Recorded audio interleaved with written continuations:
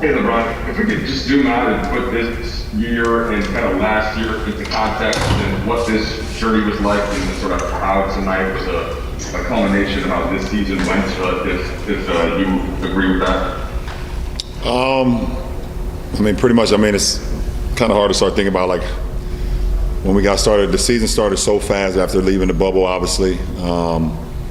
And I think I was talking to Wes in the locker room just a few minutes ago, and I said the one thing that bothers me more than anything, we never really got an opportunity to see our full team at full strength, either because of injury or COVID or something going on with our ball club this year. We could never fully get into a rhythm and never really kind of see the full potential of what we're capable of. And but all in all, I give my hats off to everyone on this team who showed up every day to work, showed up every day to compete, showed up every day to put in the time and effort, and obviously fell short of our goal, but try to do everything we could to be as good as we could be, as great as we could be under the circumstances. And also also want to shout out Phoenix too, Monty Williams, Book, and that team. They were excellent throughout this series, all of them. So much respect.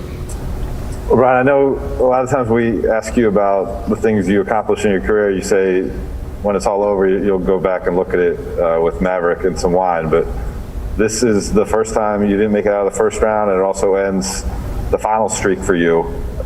Can you look back at that run at all and put it in the context in terms of everything that you sacrificed and everything you did to be able to do that over this last decade and a half?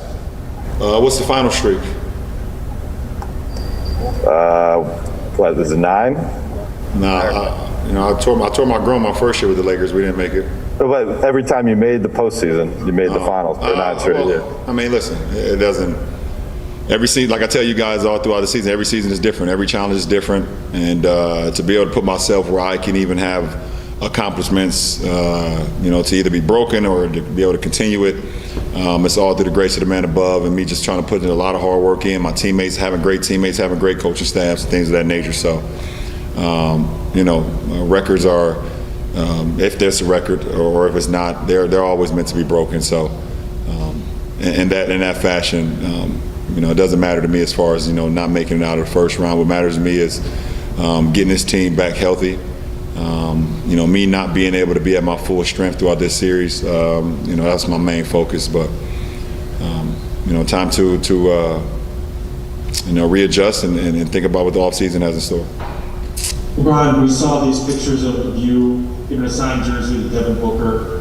One, why was that moment important to you? Why was that gesture important to you? And two, when you look around the playoffs and see some of the young players having outstanding postseasons so far, do you sense that could be motivation for you this offseason to kind of stay on top?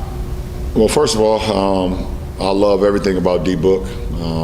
I've had numerous conversations with him in the past, and he continues to make the jump. And when you want to be great in this league, and as he said, as Kobe told him to be legendary, when you want to be legendary in this game, you got to continue to improve not only your game, but you as a man and everything, both on and off the floor. And all the conversations I've had over the years, I could tell he soaked them up and has used them to his advantage.